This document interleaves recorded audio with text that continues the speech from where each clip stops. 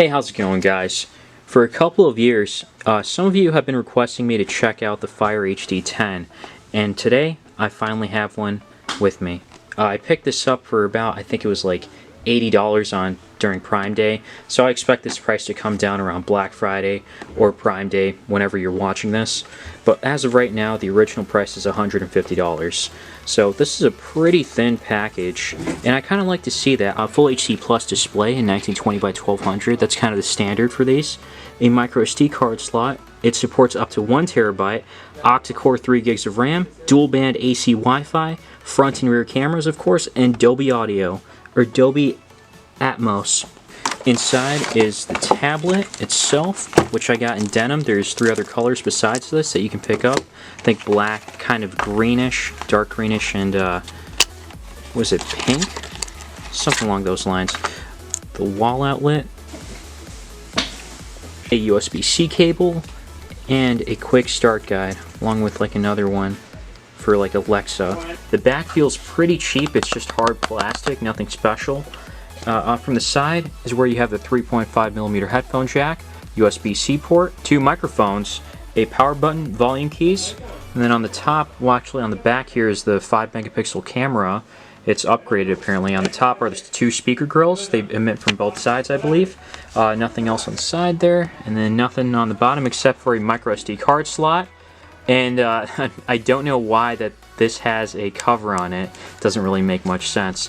And then we've got a camera on top along with the screen itself here. This is a 1920 by 1200 display, and it's fully laminated, so that means you won't really see the space between the screen and where you actually touch it, and that actually does look pretty nice. In the front, when you normally unlock the screen, there's an ad that shows up, and that's pretty much the only place that it comes up in. I haven't really noticed it show up anywhere else. So if anything, it's just a minor inconvenience. It's not really that inconvenient for me because I'm able to overlook this. There is a way to remove these as well. I'll try to link it down below on how to remove them.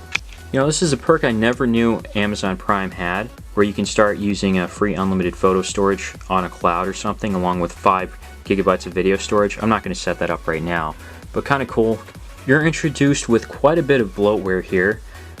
Some of these things I did download, like Netflix, Peacock, Roblox, and everything down here.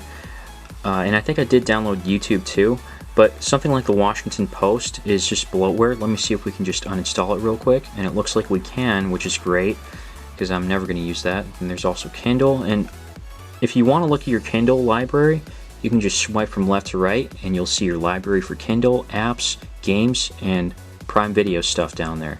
And also on the left side, if you go for the For You page, you can see your recent apps, continue what you're watching, sponsored apps, and some other stuff. So I guess that's the other part of the ads that you see, is the sponsored side. Again, if anything, it's just a minor inconvenience. Out of the box, there's about 22 gigabytes free, which is okay. I guess that's not too bad. To clarify, this was a screenshot I took before installing all those apps and taking some pictures. And by the way, the camera is garbage. They said this is an improvement from last year, but I don't really see much of an improvement of anything. It's still terrible. I mean, I can't even read anything on here. It's like really hard. I mean, the only thing is Green Giant and then veggie rings. So the rear camera is just awful. I think there are some other tablets that have better cameras than this. As for the front camera, it's a little better. It's definitely tolerable for a video call or something like that, so it's not too bad. I mean, I can read Canon, and then I can go all the way down here. Like, I'm able to read zoom, Canon, and then lens. You're being aimed at. So you can watch videos at full HD 1080p at 60 FPS, and the speakers are pretty decent. They're not the worst I've heard. They're pretty solid actually. And you can also use Dolby Atmos if you need to. I'm not sure exactly how to activate it at the moment, but that is an option that's there. And the video was pretty smooth because this does have a 60 Hz refresh rate at the screen, I believe. And because everything seems to be pretty smooth when I interact with the screen, and the video seemed relatively smooth, so no complaints there. I'm also trying to take a look at streaming services. Right now I'm checking out Amazon Prime just to make sure that you can watch videos at full HD 1080p. And it's a little hard to tell, but it looks like it's definitely not like at 480p or anything. It's not capped Based on also what DRM info says, this has a wideband security of L1. Assuming this is true and accurate, then that means this can play videos at Full HD 1080p on Netflix and other streaming services. And that's a great sign because most of these cheap tablets don't support that, which is unfortunate because they have a nice screen like this one. Usually it's not fully laminated, but a 1080p screen, and you just can't watch videos at Full HD 1080p on Netflix, which is such a deal breaker. Also, if you want a mini player can show up on the side, and you can still do your tasks, whatever you need to do. You can also have split screen function on. I think it does lag a little when you have this going. And I only have Prime open, but I don't want to get copyrighted for whatever reason, so just know that it's there. 4 gigabytes of RAM would be much better in my opinion, and the Fire HD 10 Plus I believe has that. I tried out the Geekbench just to see what the score is, and the scores are a little better than compared to other tablets around this price point, but those are Android devices and this is running Fire OS, so I'm not sure if this gives it kind of a unfair advantage in a way. Take it how you will. Besides that, performance has been pretty smooth so far. I really can't complain with everything I've been doing. I haven't really noticed any delays. First game checking out here is Fruit Ninja 2. There was a crazy freeze just like that earlier in the game, which is not a good sign. I thought initially it was because the files were loading, or the game files were. I'm not sure why it freezes like that just randomly. Yeah, that's not a good sign at all. That'll affect your gameplay performance. It looks like from the Google Play Store, I downloaded the beta version, so that's one reason why it might be a little slow. I mean, I could try out the original Fruit Ninja, but I do have some other games downloaded here we can try out. Next game here is Bleach Brave Souls, and this is working completely fine. Haven't really noticed any issues. I think there was some frame rate drop when there was like a special move that was being done. Finally, I wanted to check out Roblox and see how this goes. Roblox is available on Amazon's App Store. By the way, Google Play Store is not that hard to download, and I'd recommend downloading it over using the Amazon App Store because it's just garbage. There's not much support there.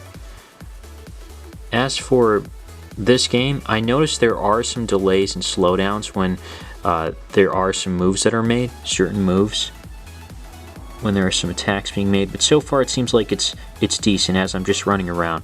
There is some noticeable frame rate drops here and there, but it's nothing crazy, so it seems like it's playable. I never recommended the Amazon Fire before I wanted to even touch it just because it was slow in the past, but it seems like this is actually decent this time around, and I'm glad to see that because I think it was a Fire 8 or Fire 10. I saw someone else use it and it just was not smooth, so yeah, this definitely seems a lot better. And not to mention, this has wideband security L1, which means you can watch videos at Full HD 1080p on Netflix and other streaming services. Also, having a laminated screen, 60 frames per second, being able to watch YouTube videos at 60 FPS, which is an even bigger plus. Not many tablets around this price range have that, so that's the reason why I'd recommend this. For media consumption, it's great. Even for gaming here and there, it seems like it's pretty decent. Light gaming though, nothing too high-end. Also, one last thing, one other feature that I like was the blue shade. So you can have this blue shade thing on when you're planning on reading something before going to bed. I don't want to get copyrighted if I open something up. I don't think so, but you know, just in case. So it's a nice feature to have overall, and also not to mention there's customer support. It's really easy to contact customer support here compared to other tablets. So you just go into settings and you scroll all the way down to Fire Tablet Help Contact Us. You can directly contact them by phone or email based on what issue you have that shows up here. So overall, this is better than many other Android tablets. And I'm going to check out more in the near future. I'm also going to check out the Fire 10 Plus, so be sure to subscribe for that. And leave a like if you did find this video helpful. As always, thanks for watching.